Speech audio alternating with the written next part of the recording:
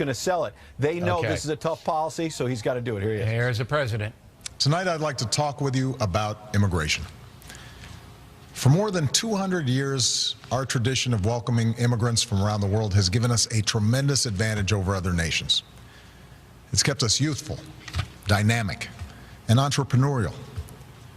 It has shaped our character as a people with limitless possibilities. People not trapped by our past, but able to remake ourselves as we choose. But today, our immigration system is broken, and everybody knows it. Families who enter our country the right way and play by the rules watch others flout the rules. Business owners who offer their workers good wages and benefits see the competition exploit undocumented immigrants by paying them far less. All of us take offense to anyone who reaps the rewards of living in America without taking on the responsibilities of living in America. And undocumented immigrants who desperately want to embrace those responsibilities see little option but to remain in the shadows or risk their families being torn apart. It's been this way for decades. And for decades, we haven't done much about it. When I took office, I committed to fixing this broken immigration system. And I began by doing what I could to secure our borders. Today, we have more agents and technology deployed to secure our southern border than at any time in our history. And over the past 6 years, illegal border crossings have been cut by more than half. Although this summer there was a brief spike in unaccompanied children being apprehended at our border, the number of such children is now actually lower than it's been in nearly 2 years. Overall, the number of people trying to cross our border illegally is at its lowest level since the 1970s. Those are the facts. Meanwhile, I worked with Congress on a comprehensive fix. And last year, 68 Democrats, Republicans, and independents came together to pass a bipartisan bill in the Senate. It wasn't perfect. It was a compromise. But it reflected common sense. It would have doubled the number of Border Patrol agents while giving undocumented immigrants a pathway to citizenship if they paid a fine, started paying their taxes, and went to the back of the line. And independent experts said that it would help grow our economy and shrink our deficits. Had the House of Representatives allowed that kind of bill, a simple yes or no vote, it would have passed with support from both parties. And today it would be the law. But for a year and a half now, Republican leaders in the House have refused to allow that simple vote. Now, I continue to believe that the best way to solve this problem is by working together to pass that kind of common sense law. But until that happens, there are actions I have the legal authority to take as president, the same kinds of actions taken by Democratic and Republican presidents before me, that will help make our immigration system more fair and more just. Tonight, I'm announcing those actions. First, we'll build on our progress at the border with additional resources for our law enforcement personnel, so that they can stem the flow of illegal crossings and speed the return of those who do cross over. Second, I'll make it easier and faster for high-skilled immigrants, graduates, and entrepreneurs to stay and contribute to our economy, as so many business leaders have proposed. Third, we'll take steps to deal responsibly with the millions of undocumented immigrants who already live in our country. I want to say more about this third issue because it generates the most passion and controversy. Even as we are a nation of immigrants, we're also a nation of laws. Undocumented workers broke our immigration laws, and I believe that they must be held accountable, especially those who may be dangerous. That's why over the past 6 years, deportations of criminals are up 80%. And that's why we're going to keep focusing enforcement resources on actual threats to our security. Felons, not families. Criminals, not children. Gang members, not a mom who's working hard to provide for her kids. We'll prioritize, just like law enforcement does every day. But even as we focus on deporting criminals, the fact is millions of immigrants in every state, of every race and nationality, still live here illegally. And let's be honest, tracking down, rounding up, and deporting millions of people isn't realistic. Anyone who suggests otherwise isn't being straight with you. It's also not who we are as Americans. After all, most of these immigrants have been here a long time. They work hard, often in tough, low-paying jobs. They support their families. They worship at our churches. Many of their kids are American-born or spent most of their lives here. And their hopes, dreams, and patriotism are just like ours. As my predecessor, President Bush, once put it, they are a part of American life. Now, here's the thing. We expect people who live in this country to play by the rules. We expect that those who cut the line will not be unfairly rewarded. So we're going to offer the following deal. If you've been in America for more than 5 years, if you have children who are American citizens or legal residents, if you register, pass a criminal background check, and you're willing to pay your fair share of taxes, you'll be able to apply to stay in this country temporarily without fear of deportation. You can come out of the shadows and get right with the law. That's what this deal is. Now let's be clear about what it isn't. This deal does not apply to anyone who has come to this country recently. It does not apply to anyone who might come to America illegally in the future. It does not grant citizenship or the right to stay here permanently or offer the same benefits that citizens receive. Only Congress can do that.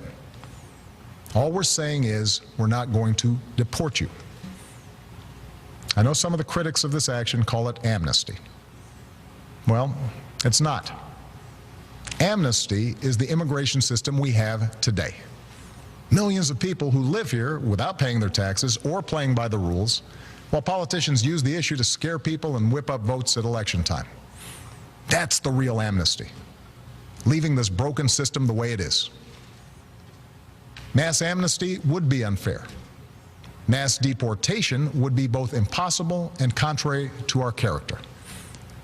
What I'm describing is accountability, a common sense middle ground approach. If you meet the criteria, you can come out of the shadows and get right with the law. If you're a criminal, you'll be deported. If you plan to enter the U.S. illegally, your chances of getting caught and sent back just went up. The actions I'm taking are not only lawful, they're the kinds of actions taken by every single Republican president and every single Democratic president for the past half-century. And to those members of Congress who question my authority to make our immigration system work better, or question the wisdom of me acting where Congress has failed, I have one answer. Pass a bill. I want to work with both parties to pass a more permanent legislative solution.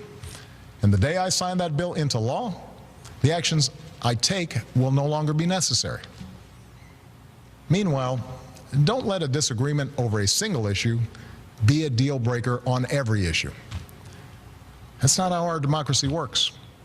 And Congress certainly shouldn't shut down our government again just because we disagree on this. Americans are tired of gridlock. What our country needs from us right now is a common purpose, a higher purpose. Most Americans support the types of reforms I've talked about tonight, but I understand the disagreements held by many of you at home. Millions of us, myself included, go back generations in this country, with ancestors who put in the painstaking work to become citizens. So we don't like the notion that anyone might get a free pass to American citizenship. I know some worry immigration will change the very fabric of who we are, or take our jobs, or stick it to middle-class families at a time when they already feel like they've gotten the raw deal for over a decade. I hear those concerns. But that's not what these steps would do. Our history and the facts show that immigrants are a net plus for our economy and our society. And I believe it's important that all of us have this debate without impugning each other's character. Because for all the back and forth of Washington, we have to remember that this debate is about something bigger. It's about who we are as a country and who we want to be for future generations. Are we a nation that tolerates the hypocrisy of a system where workers who pick our fruit and make our beds never have a chance to get right with the law? Or are we a nation that gives them a chance to make amends, take responsibility, and give their kids a better future? Are we a nation that accepts the cruelty of ripping children from their parents' arms? Or are we a nation that values families and works together to keep them together? Are we a nation that educates the world's best and brightest in our universities only to send them home to create businesses in countries that compete against us? Or are we a nation that encourages them to stay and create jobs here, create businesses here, create industries right here in America? That's what this debate is all about. We need more than politics as usual when it comes to immigration. We need reasoned, thoughtful, compassionate debate that focuses on our hopes, not our fears. I know the politics of this issue are tough, but let me tell you why I have come to feel so strongly about it. Over the past years, I've seen the determination of immigrant fathers who worked 2 or 3 jobs without taking a dime from the government and at risk any moment of losing it all just to build a better life for their kids. I've seen the heartbreak and anxiety of children whose mothers might be taken away from them just because they didn't have the right papers. I've seen the courage of students who, except for the circumstances of their birth, are as American as Malia or Sasha, students who bravely come out as undocumented in hopes they could make a difference in the country they love. These people, our neighbors, our classmates, our friends, they did not come here in search of a free ride or an easy life. They came to work and study and serve in our military, and above all, contribute to America's success. Now, tomorrow I'll travel to Las Vegas and meet with some of these students, including a young woman named Astrid Silva. Astrid was brought to America when she was 4 years old. Her only possessions were a cross, her doll, and the frilly dress she had on.